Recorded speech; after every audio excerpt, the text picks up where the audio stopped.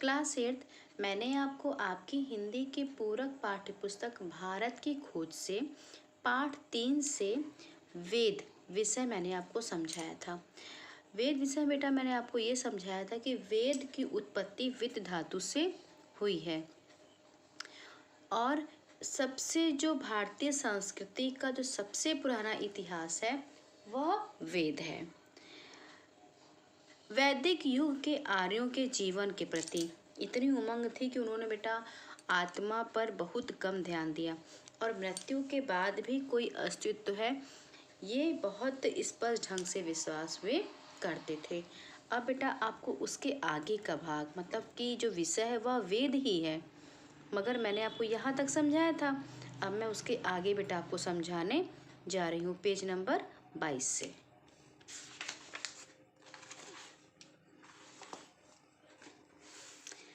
पहला वेद यानी ऋग्वेद शायद मानव जाति की पहली पुस्तक है। जो बेटा सबसे पहला वेद है वह ऋग्वेद है और मानव जाति की यही सबसे पहली पुस्तक है। इसमें हमें मानव मन के सबसे आरंभिक उद्गार मिलते हैं, काव्य प्रवाह मिलता है और प्रकृति के सौंदर्य और रहस्य के प्रति हर्षोन्माद मिलता है। ऋग्वेद से बेटा शुरुआती दौर के जो उद्गार हैं वह मिलते हैं, कविता मिलती है और प्रकृति के प्रति जो सौंदर्य है उसके प्रकृति के जो सौंदर्य है उसके भी रहस्यों के बारे में हर्षोन्माद मिलता है। इसके अलावा हमें मनुष्य के उन साहसिक कारनामों का रिकॉर्ड मिलता है जो लंबे समय पहले किए गए। यहीं से भारत ने एक ऐसी तलाश आरंभ की जो उसके बाद कभी समाप्त नहीं हुई। बेटा पहला जो वेद है भारतीय संस्कृति का बेटा भारतीय संस्कृति का बेटा जो सबसे पुराना इतिहास है वह वेद है और जो ऋग्वेद है बेटा ये मानव जाति की सबसे पहली पुस्तक है। हमें बेटा ऋग्वेद से ही मनुष्य के साहसिक कारनामों के बारे में साथ ही साथ प्रकृति के सौंदर्य और रहस्य के प्रति हर्षोन्माद मिलता है। हमें मानव मन के जो सबसे शुरुआती उद्गार थे उनके बारे में ऋग्वेद से पता चलता है, साथ ही साथ काव्य प्रवाह के बारे में भी पता चलता है। ऋग्वेद से बेटा जो लंबे समय पहले किए गए थे जो साहसिक कार्य साहस वाले कार्य जो पहले किए गए थे जो है उसके बारे में पता चलता है। साथ ही साथ बेटा भारत ने एक ऐसी तलाश आरंभ की जो फिर कभी समाप्त नहीं हुई। सभ्यता के उषा काल में ही प्रबल और सहज कल्पना से संपन्न लोग जीवन में छिपे हुए अनंत रहस्यों को जानने के लिए सजग हुए। उन्होंने अपनी सहज आस्था के कारण प्रकृति के प्रत्येक तत्व और शक्ति में देवत्व का आरोप किया, पर इस सबसे साहस और आनंद का भाव था। सभ्यता का बेटा उषा काल, सभ्यता का उषा काल मतलब कि बेटा प्रभात काल, मतलब कि सभ्यता के शुरुआती दौर में बेटा जीवन के छिपे हुए जो इतने अनंत रहस्य होते हैं, जीवन के जो रहस्य होते हैं उनको जानने के लिए चैतन्य हुए। अपनी सहज आस्था के ही कारण, अपनी जो सहज आस्था होती है उसी के कारण ही प्रकृति के प्रत्येक तत्व और शक्ति में देवत्व का आरोप किया गया। मतलब कि ऋग्वेद से बेटा ये पता चलता है कि सभ्यता के शुरुआती दौर में ही प्रबल और सहज कल्पना से संपन्न लोग थे जिन्होंने जीवन में छिपे हुए अनंत रहस्यों को जानने के लिए भी बहुत ज़्यादा सजग हुए। बहुत से पश्चिमी लेखकों ने इस ख्याल को बढ़ावा दिया कि भारतीय लोग परलोक परायण हैं। मैं समझता हूँ कि हर देश के निर्धन और अभागे लोग एक हद तक परलोक में विश्वास करने लगते हैं जब तक कि वे क्रांतिकारी नहीं हो जाते। यही बात गुलाम देश के लोगों पर भी लागू होती है। बेटा पश्चिमी लेखकों ने इस ख्याल को भी बढ़ावा दिया, इस बात का बढ़ावा दिया कि भारतीय लोग जो थे वह लोक परायण के बारे में ज़्यादा विश्वास करते हैं और कहते हैं लेखक कि लेकिन मैं ये मानता हूँ, मतलब कि पश्चिमी लेखकों का ये ख्याल था कि जो भारतीय लोग हैं वह लोक परलोक पे विश्वास करते हैं, लेकिन मैं ये समझता हूँ कि अगर किसी देश का निर्धन और अभागा मतलब कि भाग्यहीन, निर्धन और अभागे लोग एक हद तक जो निर्धन है भाग्यहीन है वही एक हद तक जो है लोक और परलोक पर विश्वास करते हैं। यही बात हमारे गुलाम देश के लोगों पर भी लागू होती, जो हमारा देश है गुलाम है उस पर भी यही बात जो है लागू होती। जब तक कि वे क्रांतिकारी नहीं हो जाते तब तक वह इन्हीं बातों पे ऐसे ही विश्वास करते हैं। हमें भारत में भी और स्थानों की ही तरह विचार हमें भारत में भी और स्थानों की ही तरह विचार और कर्म की दो समांतर विकसित होती रेखाएं दिखाई पड़ती। कहते हैं लेखक कि हमको भी भारत में और स्थानों की ही तरह, जैसे भारत में कई स्थान कई विचारों जैसे कर्म है, कर्म की दो रेखाएं दिखाई पड़ती हैं। एक एक जो जीवन को स्वीकार करती है, एक ऐसी रेखा जो जीवन को स्वीकार करती है और दूसरी बेटा ऐसी रेखा जो जिंदगी से बचकर निकल जाना चाहती। मतलब कि हमें भारत में भी और स्थानों की ही तरह, जैसे और स्थान है और जगह है उन्हीं के तरह विचार और कर्म की, एक विचार और दूसरा कर्म दोनों की समांतर समांतर रेखाएं जो विकसित होती दिखाई देती। एक रेखा है जो जीवन को मानती है, जीवन को स्वीकार करती है, और जो दूसरी रेखा है वह जीवन से बच करके निकल जाना चाहती है। अलग अलग युगों में कभी बल एक पर होता है तो कभी दूसरी पर, और ऐसा पहले से होता आया। जैसे कि दो रेखाएं हैं, विचार और कर्म की दो रेखाएं हैं। एक रेखा जो है वह जिंदगी से बचकर निकलना चाहती है और जो दूसरी रेखा है वह जीवन को मानती है, जीवन को स्वीकार करती। और बहुत पहले से युगों युगों से जो है बल कभी एक पर रहा और कभी यही बल दूसरी पर रहा। मतलब कभी जीवन को स्वीकार किया गया और कभी जीवन को से बचकर निकल जाया किया। मतलब कि एक पे कभी युगों युगों से यही होता आ रहा है कि कभी बल एक पर कभी बल दूसरी पर, कभी जीवन को स्वीकार किया गया और कभी जो है जीवन से बचकर निकल जाना स्वीकार हुआ कि जीवन से बचकर निकल जाए। परंतु एक निश्चित है कि वैदिक संस्कृति की मूल पृष्ठभूमि परलोकवादी या इस विश्व को निरर्थक मानने वाली नहीं, लेकिन वैदिक संस्कृति की एक ही मूल पृष्ठभूमि है और वह यह बेटा मूल पृष्ठभूमि है कि परलोकवादी या इस विश्व को निरर्थक मानने वाले वे नहीं, इस संसार को निरर्थक नहीं मानने वाले वैदिक संस्कृति की, लेकिन ये मूल एक पृष्ठभूमि है कि उन्होंने परलोकवादी या विश्व को निरर्थक मानने वाली वह नहीं। जब भी भारत की सभ्यता में बहार आई तब ऐसे हर दौर में जीवन और प्रकृति में लोगों ने गहरा रस लिया। जब जब बेटा हमारे भारत में रौनक आई, सौंदर्य आया, बहार आई, हरियाली आई, सुनहरा अवसर प्राप्त हुआ, तब तब लोगों ने बेटा क्या किया कि जीवन और प्रकृति में उन्होंने बहुत आनंद प्राप्त किया। जब जब हमारे भारत की सभ्यता में रौनक सौंदर्य आया तब तक जो है लोगों ने प्रकृति में गहरा आनंद लिया, जीने की प्रक्रिया में आनंद लिया। मतलब कि जो जैसे एक जिया जाता है उस जीने की प्रक्रिया में उन्होंने भरपूर आनंद लिया जब जब हमारी सभ्यता में रौनक आई। ऐसे ही युगों में कला, संगीत और साहित्य, साथ ही गाने नाचने की कला, चित्रकला और रंगमंच सबका विकास हुआ।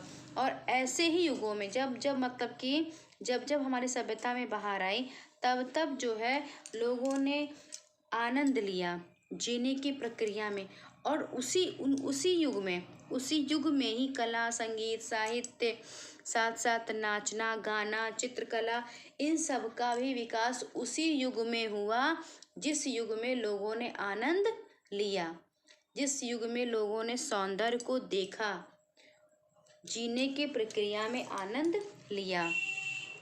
इस बात को ग्रहण करना मुमकिन नहीं है कि कोई संस्कृति या जीवन दृष्टि जिसका आधार परलौकिकता हो या जो विश्व को व्यर्थ मानती हो, वह सशक्त और विविधतापूर्ण जीवन की अभिव्यक्ति में इतने रूपों की रचना कर सकती थी।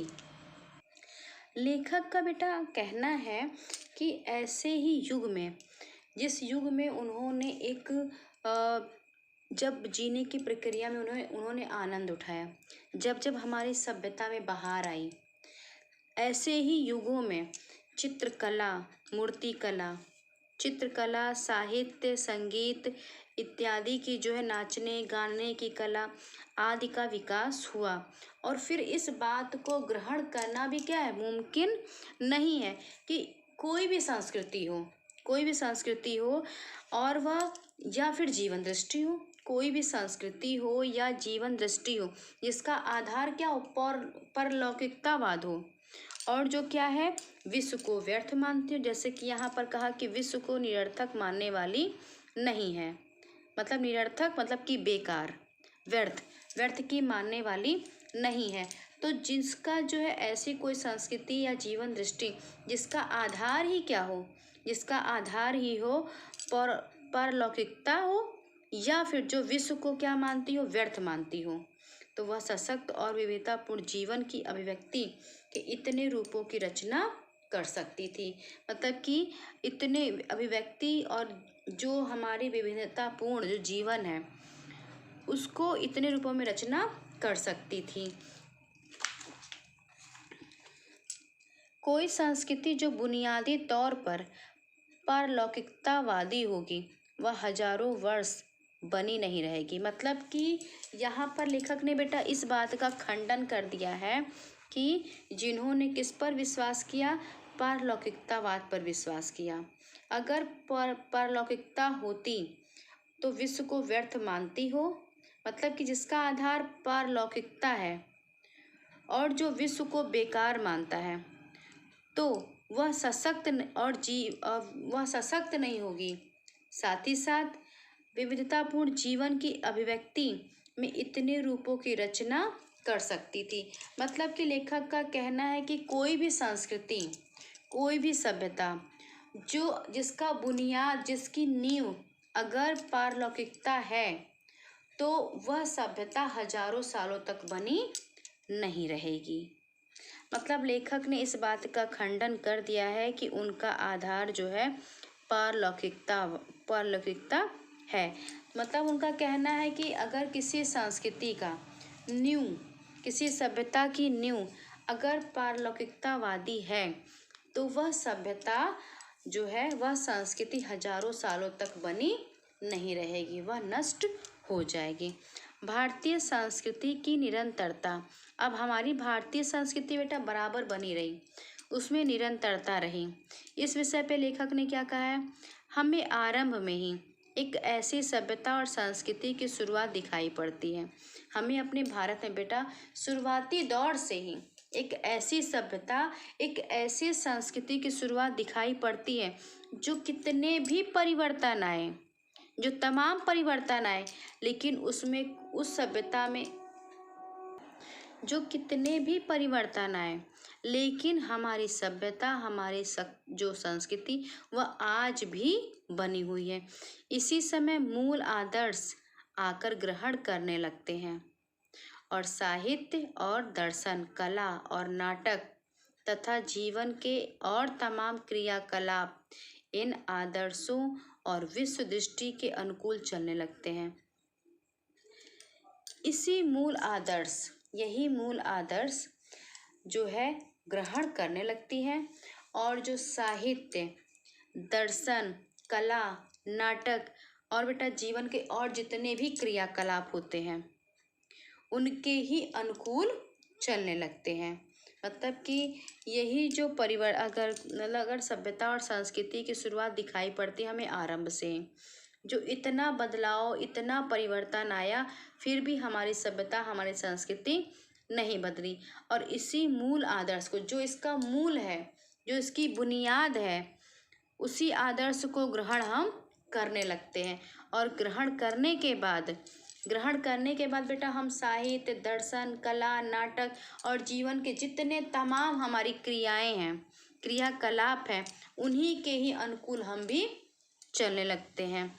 इसी समय उस विशिष्टतावाद और छुआछूत की प्रवृत्ति का आरंभ दिखाई पड़ता है। इसी समय बेटा हमारे भारत में छुआछूत की प्रवृत्ति दिखाई पड़ती है, जो बाद में बढ़ते बढ़ते असह्य हो जाती। मतलब ये प्रवृत्ति छुआछूत की, ऊंच नीच की, जात पात की, ये इतनी ज़्यादा जो है बढ़ी कि क्या हो गई, असहनीय हो गई।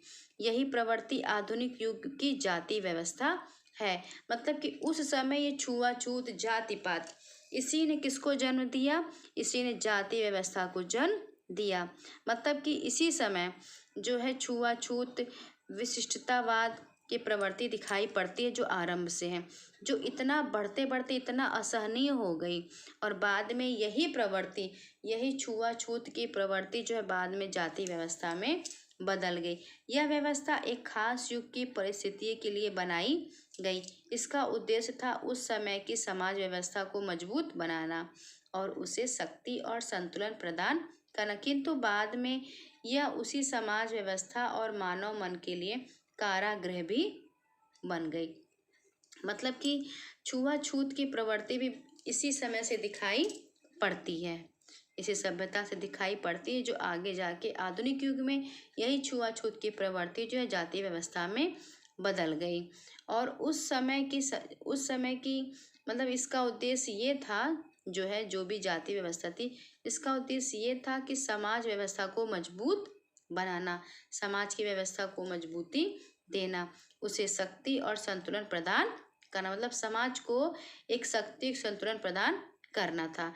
और बाद में यही समाज व्यवस्था जो है एक मनुष्य के लिए एक कारागृह के समान बन गई। उस समय तो छुआछूत की प्रवृत्ति बढ़ी तो वह जाति व्यवस्था में बदली।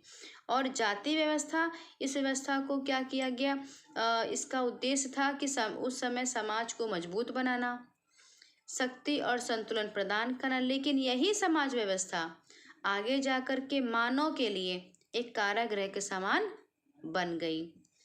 फिर भी यह व्यवस्था लंबे समय तक बनी रही। यही जाति व्यवस्था लंबे समय तक भारत में बनी रही। उस ढांचे के भीतर बंधे रहते हुए भी सभी दिशाओं में विकास करने की मूल प्रेरणा इतनी प्राणवान थी कि उसका प्रसार सारे भारत में और उससे आगे बढ़कर पूर्वी समुद्र तक हुआ। यही जो व्यवस्था थी बेटा, जाति व्यवस्था, ये बहुत लंबे समय तक बनी रही और उस ढांचे के भीतर ही भीतर बंधे रहते हुए सभी दिशाओं में विकास की मूल प्रेरणा भी प्राणवान थी और उसका जो प्रसार था, फैलाव था, वो सारे भारत में और उससे भी आगे बढ़कर हुआ पूर्वी समुद्रों तक। इतिहास के इस लंबे दौर में भारत अलग थलग नहीं रहा। मतलब कि इतना लंबा दौर बीता, इतना लंबा समय बीता, इतना लंबा दौर बीता, लेकिन कहीं से भी भारत बेटा अलग थलग दिखाई नहीं पड़ा। ईरानियों और यूनानियों से, चीनी और मध्य एशियाई तथा अन्य लोगों से उसका संपर्क बराबर बना रहा। 3-4 हजार सालों का यह सांस्कृतिक विकास और उसका अटूट सिलसिला अद्भुत है। भारत में बेटा इतना लंबा दौर बीता, ये जाति व्यवस्था जो है इतना लंबा बीता, लेकिन बेटा भारत कहीं से भी टूटा हुआ, बिखरा हुआ, अलग थलग नहीं दिखा। भारत का संपर्क जो है, भारत का जो संबंध है वो ईरानियों और यूनानियों से, चीनी और मध्य एशियाई और अन्य लोगों से बराबर बना रहा। और बेटा 3-4 हजार सालों का यह सांस्कृतिक विकास और उसका अटूट जो है सिलसिला भी अनोखा है। उपनिषद, अब बेटा जैसे आपने वेद पढ़ा और भारतीय संस्कृति की निरंतरता पढ़ी, अब उसी तरह से बेटा आपको समझना है उपनिषद के बारे में। उपनिषदों का समय ईसा पूर्व 800 के आसपास माना जाता है। वे हमें भारतीय आर्यों के चिंतन में एक कदम और आगे ले जाते हैं और यह एक लंबा कदम है। वेद में बेटा कहा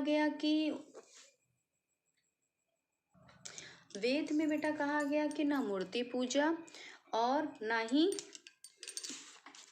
ना तो मूर्ति पूजा और ना ही देव मंदिर। साथ ही साथ आत्मा पर बहुत कम ध्यान दिया गया और साथ ही साथ मृत्यु के बाद भी कोई अस्तित्व है, इस बात पे विश्वास जो है बहुत कम ही स्पष्ट ढंग से विश्वास करते थे। साथ ही साथ वेद में जो सबसे पहला वेद है वह है ऋग्वेद। ऋग्वेद ही मानव जाति की सबसे पहली पुस्तक है। ऋग्वेद से ही हमें बहुत सारी जानकारियाँ मिलती हैं। ऋग्वेद से ही जो लंबे समय तक जो भी साहसिक कार्य किए गए उसके बारे में पता ऋग्वेद से चलता है। साथ ही साथ भारत ने जो भारत की तलाश की आरंभ की थी वह कभी समाप्त भी नहीं हुई, मतलब कि हमें ऋग्वेद से बहुत सारी जानकारियाँ प्राप्त हुई। फिर भारतीय संस्कृति में किस प्रकार से निरंतरता बनी रही। अब है उपनिषद। उपनिषदों का समय जो है बेटा वह 800 के आसपास, ईसा पूर्व 800 के आसपास माना जाता है। और ये जो उपनिषद है बेटा ये आर्यों के चिंतन में एक कदम हमें और भी आगे ले जाता है। और ये जो एक कदम है ये कैसा कदम है, ये लंबा कदम है। अब आइए पेज नंबर 24 पर।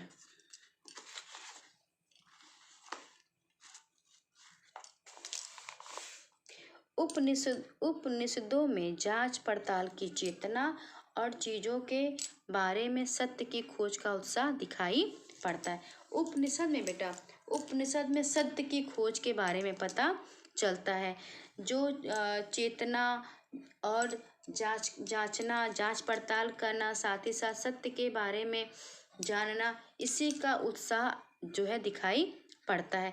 यह सही है कि सत्य की यह खोज आधुनिक विज्ञान की वस्तुनिष्ठ पद्धति से नहीं की गई।